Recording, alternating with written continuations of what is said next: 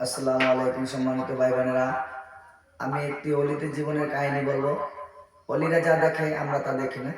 তবে আমার কথায় কর্মে কাজে যদি ভুল হয়ে থাকে আমাকে ক্ষমা দৃষ্টি চোখে দেখবেন। আর ভিডিওটি বেশি বেশি করে দেখবেন। আপনারা আমার পাশে থাকবেন। আমি দুটো চোখে দেখি না, অন্ধ মানুষ। দয়া করে মায়া করে কমেন্ট সাবস্ক্রাইব শেয়ার করবেন। আল্লাহর অলি গনে যা দেখে আমরা তা দেখি না।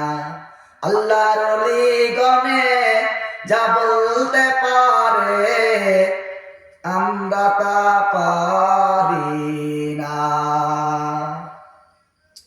আল্লাহর অলি বলে সবে মাত্র কবরে শোয়াই গেল,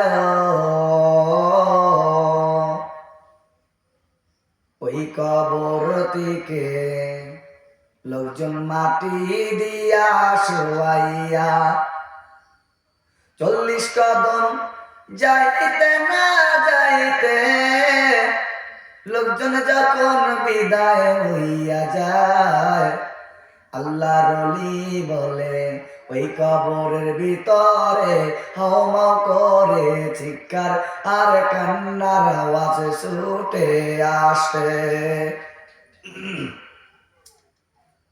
হাওমাও করে কান্নার আওয়াজ আর চিৎকার যখন ছুটে আসে, কবরের আযাবে কবরটাও পেটে যায়।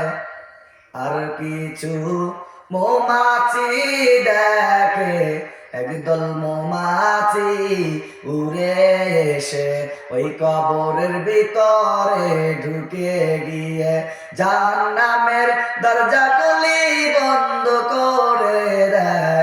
আল্লাহর ওলি জিজ্ঞেস করে সালাম দিয়া, ও মৌমাছিরা তোমরা কোন মৌমাছি গো? দুনিয়ার মৌমাছি দেখি একটু আগুনের ধোঁয়া পাইলে উড়ে পালায় তার জীবনটা নিয়া। তোমরা কোন মৌমাছি? তোমরা দেখি আগুনের মোকাবেলা করো যা, যেই আগুন ডাইরেক্টলি আগুন। এই দুনিয়ার আগুনের মতো না, 100 ভাগ আগুনের তাপের ওই এক ভাগ আগুনের তাপ বা কিছু আগুনের তাপ নেগেটিভ পজিটিভ করে লোকাল করে আগুনকে দুনিয়াতে পাঠাইছে। এই আগুনের তাপ যদি আমাদের গায়ে লাগে আমরা বলি ও গো মা, ও গো বাবা, এমনি করে মনে হয় জীবনটা বের হয়ে যায়। ওই আগুনের তাপ সইতে পারি না। আর ওই জাহান্নামের আগুনের তাপ সইব কেমন করে? আর ওই মৌমাছি দেখি ওই জাহান্নামের আগুনের মোকাবেলা করে। ও মৌমাছি, তোমরা কোন মৌমাছি গো? তোমাদের পরিচয়টা কি জানতে পারি? ওই মৌমাছিগুলি সালামের উত্তর দিয়া বলে, ও হুজুর, আপনি আমাদেরকে চিনলেন না। আমরা কোন দুনিয়ার সাধারণ মৌমাছি না, আমরা এক একটা মৌমাছি, এক একটা কোরআনের আয়াত এবং কি অক্ষর। এই লোকটা সারা জীবন যদি কোনো নেক কাজ যদি ও না করে, গুনাহ পাপ অন্যায় গুনাহ অপরাধ করেছে, কিন্তু একটি নিশি জাগিয়া আমি কোরআনের কথা শুনেছিল, কোরআনের মজমায় বসেছিল, এমনকি সারা নিশি জাগিয়া কোরআন হাদিসের গবেষণা শুনেছিল।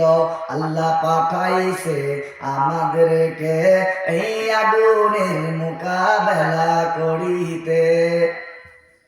আমরা তাই তো আল্লাহর হুকুম মোতাবেক আসিয়া এই জাহান্নামের আগুনের মোকাবেলা করিতেছি, জাহান্নামের দরজাগুলি বন্ধ করিতেছি। আল্লাহর ওলি বলে, ও মৌমাছি, লোকটার পক্ষে তোমরা কতদিন থাকবা? বলে, আমরা ততদিন পর্যন্ত থাকবো ততদিন পর্যন্ত থাকবে। লোকটাকে হাসরের ময়দানে যেদিন বিচারের কাঠ ঘরে দাঁড় করাবে, এবং কি বিচারের কাজ শেষ করে জান্নাতে না দেওয়া পর্যন্ত এই লোকটার পক্ষ আমরা ছাড়বো না। আবার কি এমন কি জান্নাতে একসাথে আমরা বসবাস করব এই লোকটার সাথে, এই লোকটার পিছু আমরা জান্নাতেও থাকবো।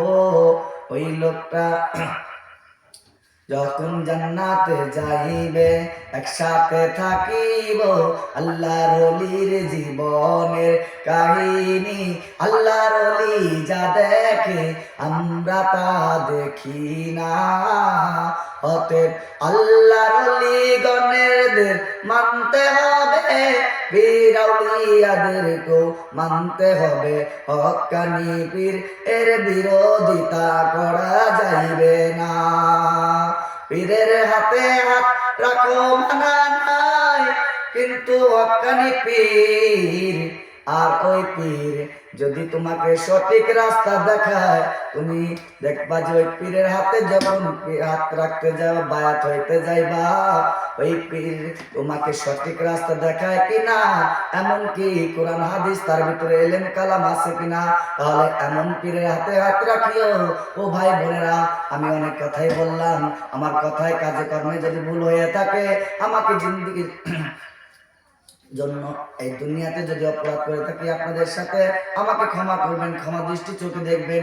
আমি সাধারণ একজন মানুষ, দুইটা চোখে দেখি না, অন্ধ মানুষ। দয়া করে না করে কমেন্ট সাবস্ক্রাইব শেয়ার করবেন। ধন্যবাদ।